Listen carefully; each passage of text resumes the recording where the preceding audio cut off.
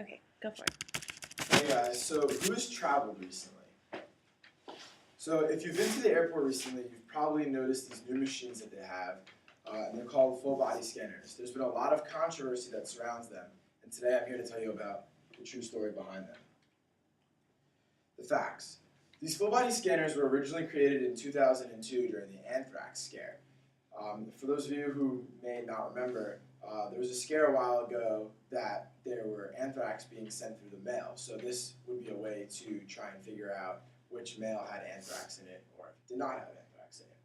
There are two different types of scanners. You have your millimeter wave scanner and your backscatter waves. The millimeter waves send out a radio signal that reflect off your body to produce the image of the outline of your body, whereas a backscatter waves is more of like a light X-ray that produces the image of your body. Both are extremely effective in producing the images and are both safe for your body. There's been a lot of controversy saying that these full body scanners make a longer line during the TSA to go through security. But in reality, these scans only take somewhere between 10 and 15 seconds, so it really doesn't slow up that much. Another major controversy is who gets to see these naked photos of you. Well, first of all, it's just an outline of your body, and it's just seen by someone of the same gender in a back room, so you don't even get to see who it is. And these images are erased immediately after, as long as there's nothing wrong with your photo. Why does the TSA want them? Well, as you can see, the guy in the picture just looks like your average Joe going through security. Looks like a very nice guy, but when he steps through the scanner, you can see he's got a knife in the front, a knife in the back, and a gun in the back, and a gun on his front. You're probably thinking to yourself, well, wouldn't a normal metal detector pick this up? Well, the answer to that is yes, but these scanners can pick up much more than just metal. According to TSA Agent Sol, it has the ability to detect both metallic and non-metallic threats underneath clothing of a passenger, and that can include both improvised devices as well as firearms. Does anyone know who this guy is? Yes. More famously known as the failed Christmas Day bomber.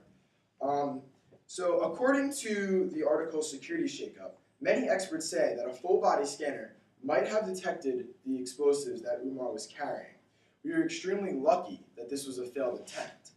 But the fact that Umar may have been caught using technology that we have currently, but he wasn't because he was not even scanned, is a little bit scary.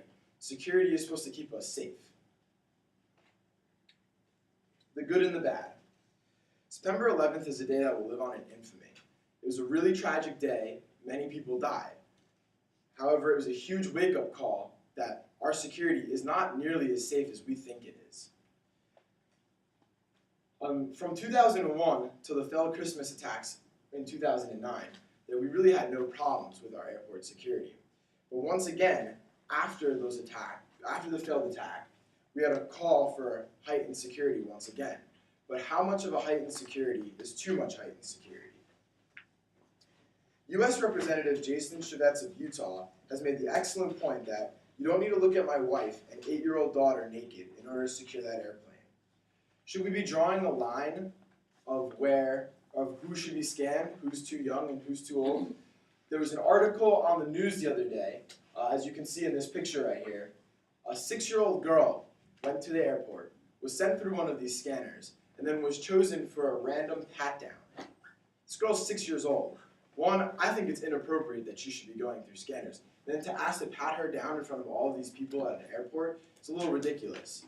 Also, you're traveling with your grandma on a family vacation to Florida. Does she really need to go through a scanner? I don't know, maybe she does.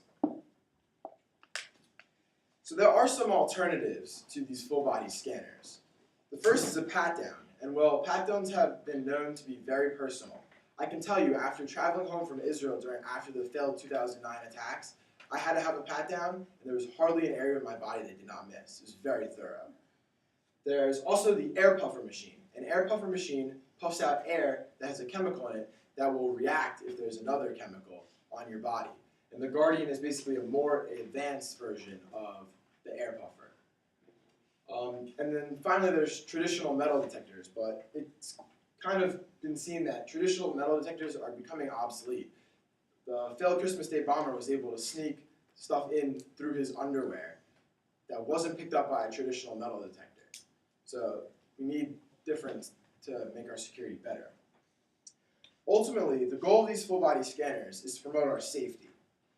It has been said that security is not an option. I completely agree. It's a necessity. We want to keep ourselves safe. Thank you.